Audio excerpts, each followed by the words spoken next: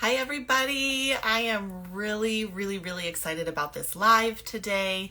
Today, I'm going to be talking to one of my favorite lactation consultants, IBCLC lactation consultant, Sabrina, about ADHD breastfeeders. So, when mothers have ADHD and are breastfeeding. So, I'm going to be inviting her to join, and we're going to jump into really one of my favorite topics.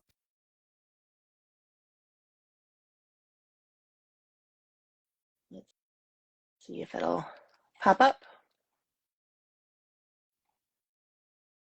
We are trying, except there it is.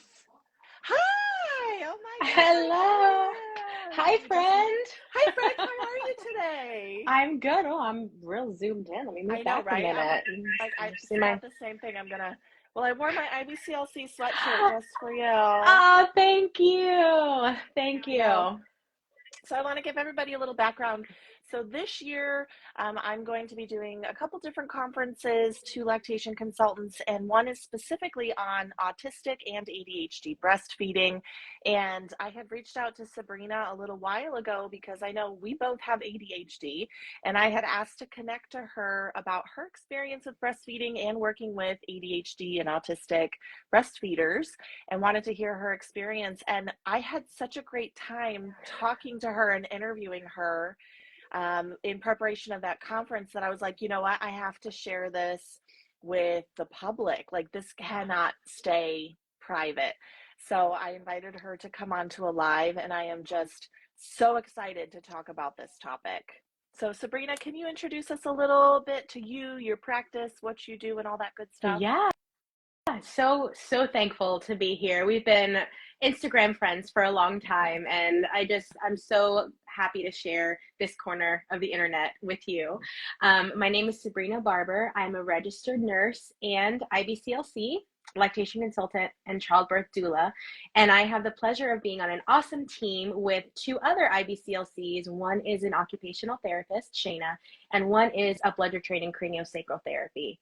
So we are baby bliss feeding, and we treat the family and the baby from head to toe. And I have a little one who was diagnosed as autistic. So my little dude, he's 7. He is autistic, and through our journey with him, when I started to learn about sensory processing needs and what makes him tick, literally and figuratively, and just different ways that his brain works, I realized, oh my goodness, I have some of those quirks as well. And so I had a really tough postpartum experience, not just to the point where my babies had tongue ties and food allergies, things like that, but from a sensory perspective and executive functioning, which I'm sure we'll chat about that. Yeah, but for sure. that really helped me understand some of the struggles that some families face without knowing it could be a reason to struggle, if that makes sense. Yeah, for sure. For sure. And how did you realize, do you have a formal diagnosis? Did you self-diagnose? Talk a little bit about that process. So I grew up with the title as gifted. So I Mhm. tested as gifted. And then through my postpartum journey, I was actually diagnosed with obsessive compulsive disorder. And it showed up in the the postpartum space. Yeah. And so I'm not officially diagnosed as ADHD, but we know that that falls under the neurodivergent umbrella. Yeah. And I have many of the traits for sure. Yeah, for sure, for sure. Yeah, I also would agree. I was also labeled gifted, was valedictorian, was always busy and always had to be doing something, had all of these like structures and routines and scripts that like kept things going. And then when I had kids, could no longer rely on all of those scripts and the masking, which is when you basically try to fit in to the world around you, and was like, what the heck is going on with me? Why can I not cope anymore? Yes. And I actually did a conference on this topic 5 years ago now, and was like, oh my gosh, I have absolutely every single one of these symptoms. And I have an autistic nephew. There's other neurodivergence in the family, and was like, oh my gosh, like this, my whole entire life finally makes sense, because a lot of us as women, it's very undiagnosed. Yeah. We're often told that our quirks are personality traits, Yes. that the busyness the talkative, chatty, difficulty Mm-hmm. processing is a personality quirk. Mm-hmm. And we often become very good at masking into social Right. situations. And then when we have children, it's like that whole world falls apart. Yeah, it's Yes. crazy. Yeah, So, in absolutely. terms of lactation, what do you typically see for breastfeeding mothers who have ADHD, maybe undiagnosed? What kinds of things do you see for this population that is a struggle in the breastfeeding world? What I started to see after a while working with many families was the difficulty with carrying out care plans Hmm. that we talked about, especially in the realm of multitasking and triple feeding, which really shouldn't be going on for more than a week or so. It's not sustainable. So just carrying out the care plans and these families coming back to me and saying, Sabrina, I'm trying so hard, but I can't get myself together enough to do this. Or another one would be just sensory reception or maybe Yeah. overload to pumping, where a mom will be or a parent would be like, I don't know why I can't handle the pump, but there's something inside of me that tells me that this doesn't feel right. And so then after I saw your initial Yeah. presentation in gold, I was like, there's something to this. And I Oh, started keeping track. I changed my intake forms to include neurodivergent diagnoses. And then now it was being identified, and we're able to work with them and identify their sensory needs and just really flip the script and work with families in the way that they perceive the information best. yeah. So, if you could give us a rundown of symptoms that a lot of us call quirks or personality traits, can you give us like a short list of some of the common things that we see in ADHD?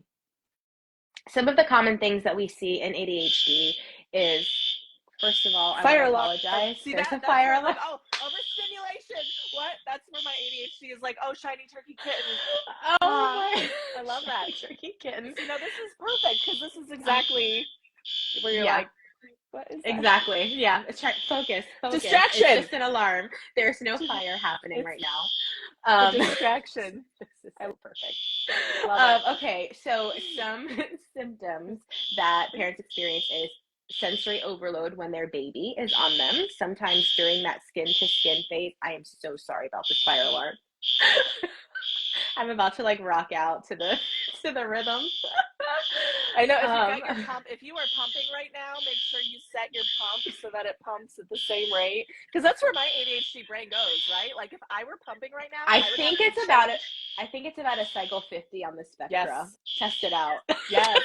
If you're on your Spectra, let us know Yeah, where you're let us at with know. that pump. Because this is Let what us I would know. do. If there is a sound going on somewhere else, I have to like match it. Like if I'm walking, I have to match the rhythm. If Yes. I were pumping, I would have to have this match. Because if it's slightly off, where it's like on, off, I'm like, Absolutely, I can't absolutely. do that. And I have found that with families, when you're in consultation with them, if there is something else going on, their attention is not on the education that you're providing, including if their baby is crying.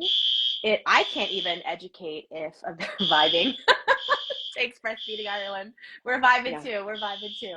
I know, right? Um, Yeah, no, if a baby's crying, my divided attention goes a little wonky and I have to like intentionally like I will completely hyper focus out of even paying attention to the baby to focus on what I'm doing.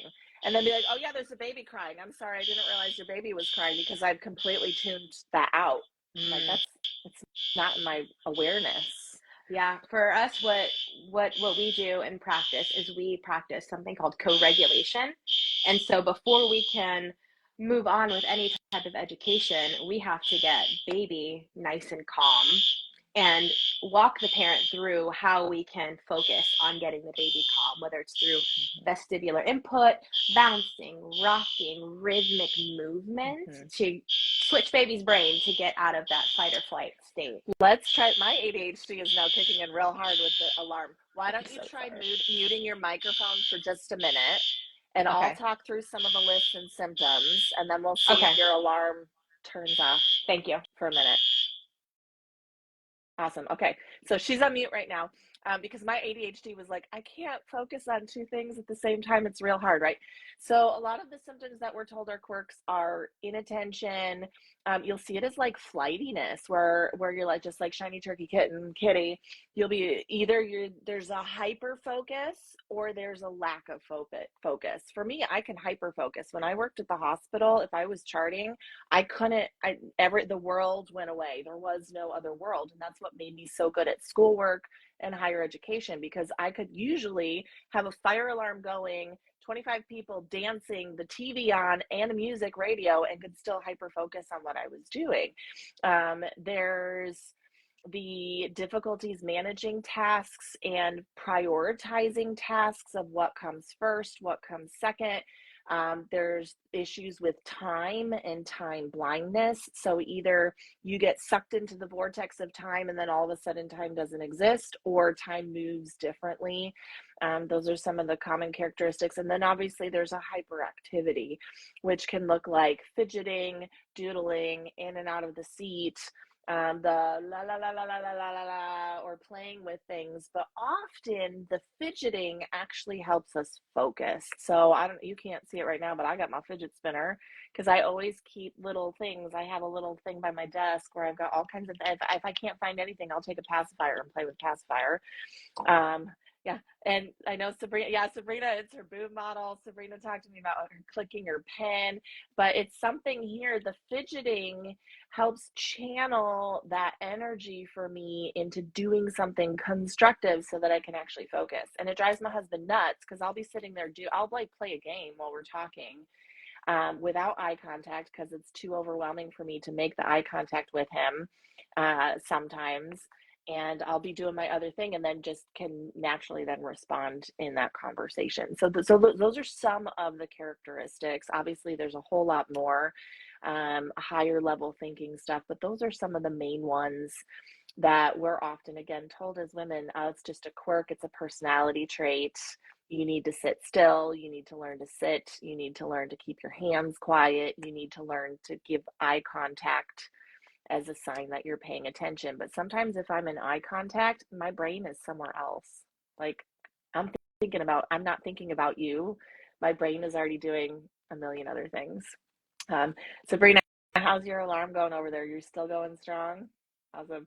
Well, I'm going to unmute you though for a second because I want to hear if you have anything else in that list. It's off. Perfect timing. Perfect timing. That was perfect. Perfect timing. Yes. So I can definitely relate to a lot of those things on the list for sure. And I think another thing that almost plagues many moms is the ruminating thoughts, or that internal monologue, or that consistent chatter. There will be times where my husband will talk to me and like 2 seconds later, without even like really verbalizing it, I'm over here on this subject. But there was a reason why I strung all of those things together. And in some moms, it can be intrusive thoughts. In some moms, it could be really hyper focusing on their milk supply, the amount that they're pumping out, and all of these things that generally will make a parent concerned. But adding in that hyper focus point is a big one, and was a big one for me as well. My other favorite ones in terms of communication is talking over people or finishing their sentences, as in you talk with them. And what I've learned in my dive on social media is dolphin talk. And dolphin talk is where you have a topic here, and then all of a sudden you're over here. And people are like, those don't connect. But when you actually look, the dolphin has just gone down into the ocean and popped up over here. And to us, in our mind, of course, this and this connect. They're about the same thing. But you have to have seen under the ocean to actually see it connect. And this drives my husband nuts, because we'll be talking about one thing and all of a sudden I'll mention something that seemingly is completely random. But then when I can walk him through it, he's like, oh, okay, I can understand. I can see how those connect. Absolutely. So wild. But in the breastfeeding population, I do see that a lot of, overstimulation, from too much feeding, from being touched out, from feeling the unpredictability of breastfeeding can also drive some ADHD mothers nuts. There a lot of us, one of our coping mechanisms is structure and routine and scripting, where everything has a script, everything is very routinized, and it has to be done in the same order. And if anything gets out of order, we will miss steps or forget steps or burn the spaghetti, right? Mm-hmm. And when you have a baby where they are not scripted, they are not on a schedule, it can really be difficult to figure out, is this normal feeding? Is this not normal feeding? Did I put my keys away? Oh my gosh, I forgot to put the lasagna in the oven. And now, oh yeah, I found a pencil in the utensil drawer, and oh, back to baby, and I can't do any of that. So it can be really quite fatiguing. I was working with a mom today, and last week we had talked about incorporating some pumping into the daily routine, and we kind of had it structured out. And then when I met up with her today, she was, Sabrina, I don't know what I was doing all week, but I got to putting the inserts into the flange, and that's as far as I got. And she's like, I don't know what else I did all week, but it must have been a lot. And so we went through, and while as we were talking, she was doing about 3 other things as well, in addition to breastfeeding. And I said, this could be why. So, and we were talking, and I'm not sure if you want to segue into this now, but she was saying, I have been off of my medication. I used to take meds before. I've been off of my medication since pregnancy, and I can't seem to get my thoughts together enough to function in postpartum. Yeah, I hear that a lot. When it was actually diagnosed and medications were on board, it's one of those things where there's new and emerging research that's saying that it is safe to continue most of those medications. It becomes a pro-con risk benefit that would be discussed with medical healthcare providers. But unfortunately, so many healthcare providers who are prescribing physicians aren't staying current on that research and the literature. And what it really comes down to is the kind of medication, the dose of that medication, the release time, whether it's an immediate release or a delayed release, and the age of the baby. And those are all of the factors that would help us determine, should we resume that medication? And the majority of the time, the answer is yes. The answer is yes. And continuing to breastfeed. There's really very few of those medications that are counterindicated, and there are safe ways to be able to reintroduce those. Absolutely. And it's so helpful to work with an IBCLC that's also willing to work with your primary care or your OB in providing the literature and providing the new research for that parent.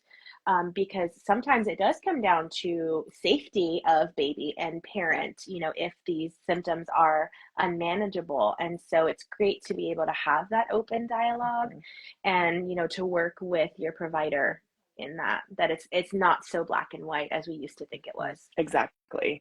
And every once in a while in this population, any population really, there are those moms that will choose exclusive pumping to be able to get that structure and that timing. So if the symptoms, if that patient's particular symptoms are severe enough in terms of the scheduling, the overstimulated, they need a particular medication, sometimes exclusive pumping can help in those situations because there is a structure, there is a routine, there's a known timeline, and medications can be timed around that pumping. But just like triple feeding, you have to go into it knowing that you have twins. If you're exclusively pumping, you are feeding a pump and you are feeding a baby, and that can be just as exhausting as the other options out there. So it is a pro-con risk benefit. That when you have supportive lactation consultants, hopefully we can sit down with you and run through all of that education to help make those informed choices. Now, going on one of the symptoms that we see in neurodivergence, it can be tissue elasticity. Have you noticed if any of your ADHD or neurodivergent moms have a higher incidence of elastic nipple tissue? Oh, now I haven't specifically looked at that. Now I'm going to have to keep track of that. That's interesting. Yeah. Typically, I'll see that, or like they need just a little bit of extra stimulation depending on, the flanges and things like that. Talk to us. What is elastic nipple tissue? Can you tell us about that and what you see? Yeah, so elastic nipple tissue is where you are pumping and your nipple goes into the flange, and it can really stretch to accommodate just about any flange size, as wide as it goes down, and sometimes all the way down to the end of the tunnel where the milk drops down. And so different types of silicone can work for that. Maybe some flange inserts to go inside the plastic flanges, or full silicone flanges may help that as well. Making sure that you have your correct flange size, but also the silicone can help with increasing that stimulation and decreasing that elasticity. Mm-hmm. Really true. Very true. Mm-hmm. I have also found for people when they are pumping with different tissues and neurodiversity, what I've found is that sometimes the pump sound or the frequency also is triggering and overstimulating. So a lot of us will need to find distraction for ourselves. Loop headphones or AirPods that are noise canceling can really help. Listening to music or other kinds of noise that can mask that can also help when pumping. Because yeah, pumping is a totally different experience than breastfeeding. And I often find that people in this kind of surprises me of which one they pick and prefer. Yeah. And I think that's just the beauty of helping parents feed their babies, is because it's not a one size fits all, and just going with informed care, going with just knowing about this particular population. Yeah. You don't have to be an expert on it, right? And we encourage all IBCLCs to take some type of course on it to see what some of these symptoms are and how we can help these families best. Yeah, I'll be teaching on this for the Michigan WIC in May of 2024. So this year I'll be doing a 2-hour conference, an hour on autistic breastfeeding and an hour on ADHD breastfeeding. So if you're an IBCLC out there and needing continuing education, the Michigan WIC will be hosting that. So we can talk about it more. And that's a really good point, because I have a lot of these moms that I ask about it in my intake as well. So I kind of have a heads up on it. Sometimes if people are undiagnosed, I can smell you because I am you. I can tell in the middle of a session. But I'm always kind of shocked too when they admit that they want to switch to pumping, that they want to do some formula, and they're waiting for me to judge them. Yes. Of like, are you going to judge me for my choice? Because they've been judged their entire life for choices, right? And it always it makes me really sad that people are so judged by their feeding choices.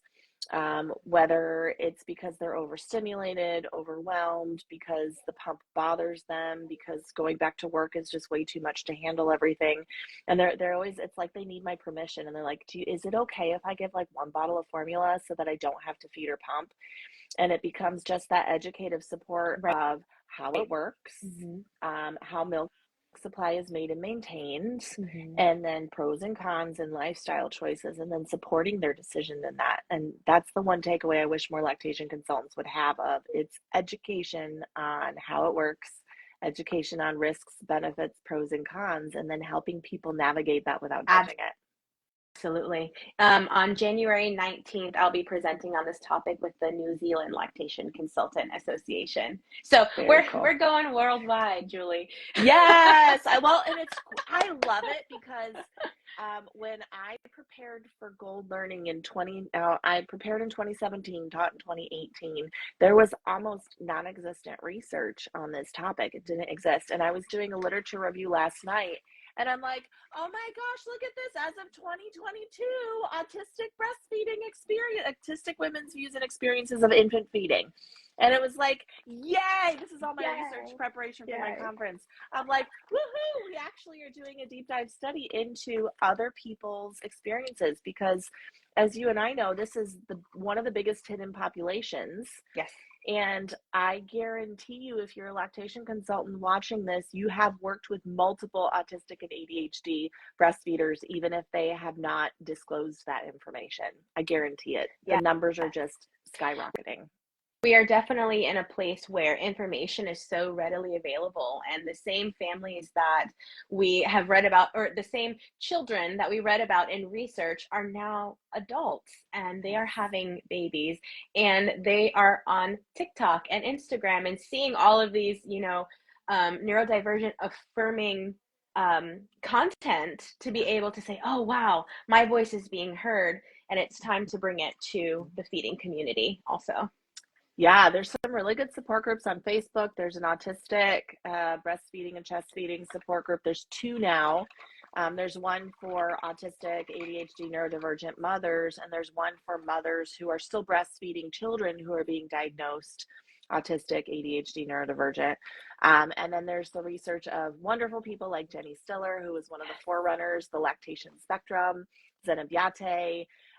There's also more new research on breastfeeding aversions, which are often, again, I'm seeing the correlation between breastfeeding aversion and neurodivergence. I think it's related to sensory experiences and all these other things, but I am excited that people are picking up this torch and finally researching it. And you're right. I was trained as a speech pathologist in the early 2000s, and the numbers of children being diagnosed autism were starting to increase. But that was 20 years ago. And now all of those babies are now getting pregnant and having babies. Yes, autistic, ADHD, dyslexic, Tourette's, bipolar, we're having babies at the same rates as neurotypicals or people who don't have, any kind of other diagnosis. And it's like, we need to be helping these people understand that they will not follow the textbook of what breastfeeding shoulda, coulda, woulda look like. Right. Exactly. Yeah.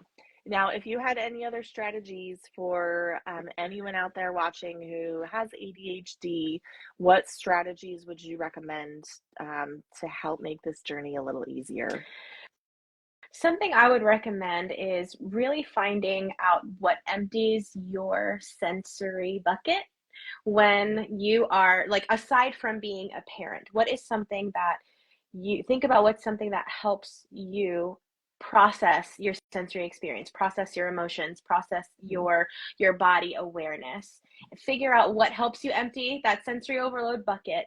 And when you are working with your baby and you become overstimulated, make sure you have those tools in your toolbox so that you can regulate yourself and then be able to help regulate your baby. And that's something we definitely teach in our office, baby bliss feeding, through our classes, and we'll be doing some webinars on that also, co-regulating with your baby. Yeah, no, I think that we heard the alarm when you were talking co-regulation. Can you talk briefly just about what co-regulation is? Yes. So co-regulation is where you and another person, it doesn't even have to be a baby, it's the amount of, like, the sensory or the energy level between you both. And so if someone, let's say, is in a fight or flight state, oftentimes it's a baby crying out of hunger or tummy discomfort. In order to help bring baby down, you can't also be up here in fight or flight as well. And so we have to balance those out. And some tools that you can use are picking your baby up, bouncing, rocking, patting in a rhythmic motion. Some really like bouncing on a yoga ball with their baby. You've heard the shushing, but the trick is a predictable rhythm. So if a baby is in a heightened state, we typically don't want to do very gentle touch because that can be overstimulating. So nice, calm, firm, steady hands, the gentle patting in a rhythm will help bring baby down, and then you both can continue with the feeding or whatever the activity was together. That's phenomenal advice. The other big one that I see is breathing. And you'd be surprised. It's like, well, yeah, we all are breathing, but I see a lot of moms that when the baby goes into fight or flight, they hold their breath. And by holding their breath, then the baby either escalates or will also hold their breath and get out of control with breathing. So sometimes it's just as simple as taking big, long, calm, steady breaths while doing the movement to calm and co-regulate heart rate and respiratory rate at the same time. Absolutely. We have mirror neurons. So if our baby sees us doing it, they tune into that, and it's an incredible thing to watch. And this is that example of if you've ever been somewhere at the park or the playground or the grocery store and there's somebody with a baby and they're swaying, Yeah. everybody will start swaying.